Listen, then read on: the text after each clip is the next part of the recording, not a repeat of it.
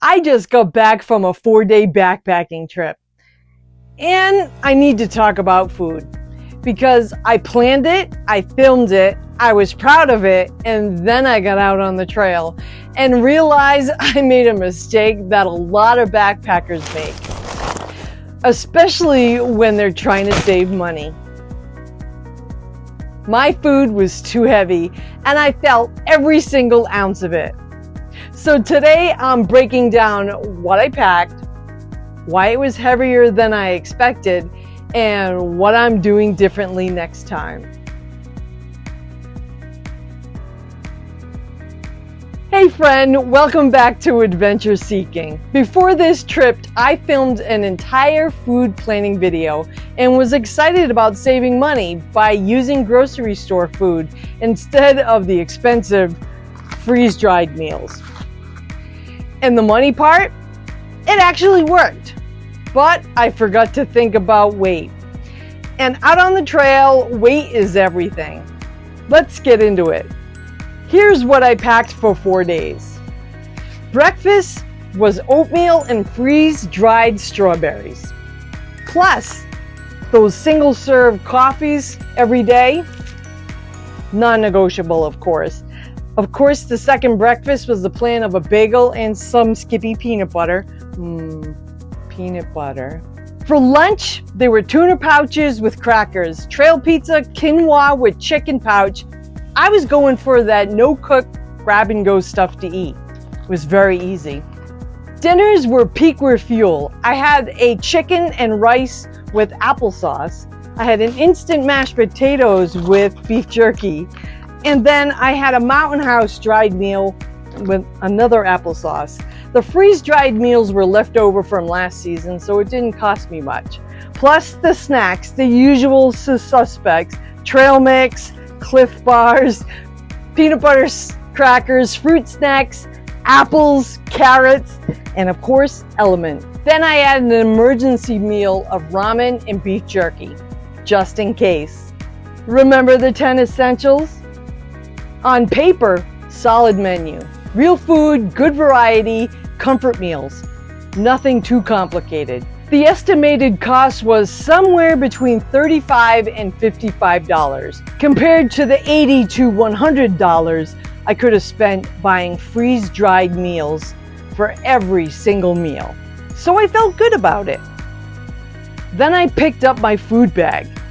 This thing was heavy, and the reason comes down to something genuinely I didn't think through carefully enough. Water is heavy, and a lot of grocery store food is still carrying its water.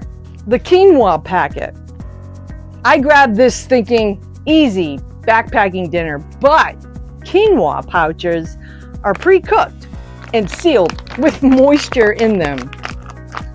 You're not rehydrating dry ingredients, you're carrying the water with you. The bagels, I love bagels for backpacking because they're durable and they don't get crushed. But 3 days of bagels is bulky, dense, and heavy in a way I underestimated when I was standing in the grocery store. The tuna pouches have water in them. The apples have water in them.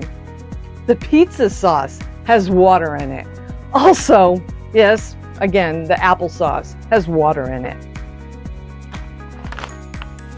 Meanwhile, this freeze-dried meal, which costs around $13, weighs almost nothing, because nearly all the water has been removed.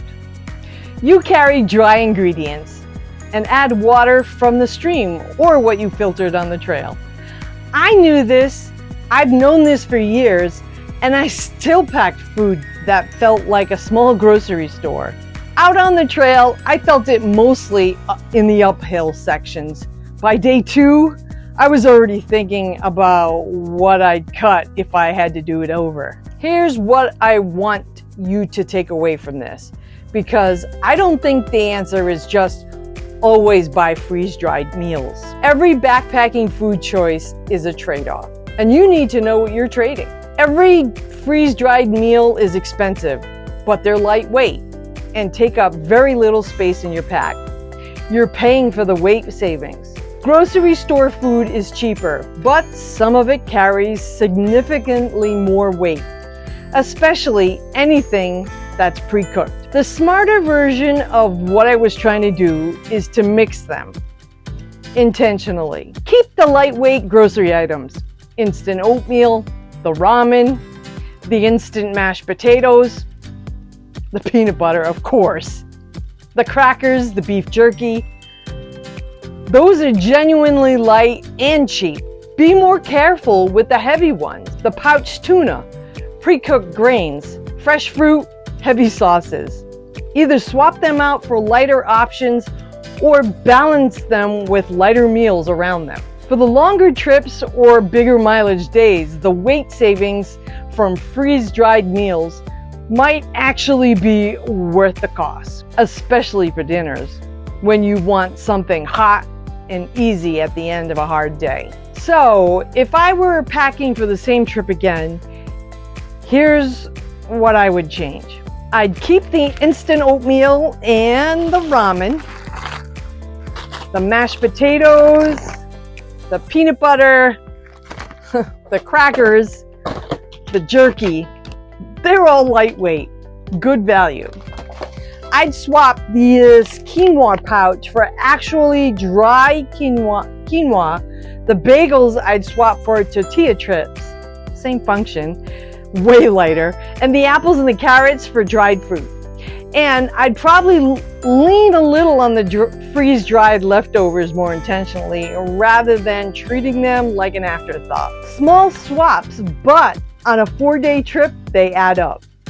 The money-saving strategy was right. The execution needed work. And that's how you learn backpacking food. You make the mistake once, you feel it in your shoulders for 4 days, and you don't make it again, hopefully. If this video saves you from doing the same thing, it was worth my heavy carry. Let me know in the comments, have you made this mistake too? Or do you have a grocery store backpacking food setup that actually works? Well, weight-wise, I want to know. If you like this kind of content, please subscribe and smash that like button down below. To learn more about the outdoors, check out my SUV camping setup right here and learn about the 10 essentials in this playlist. And as always, see you on the trail.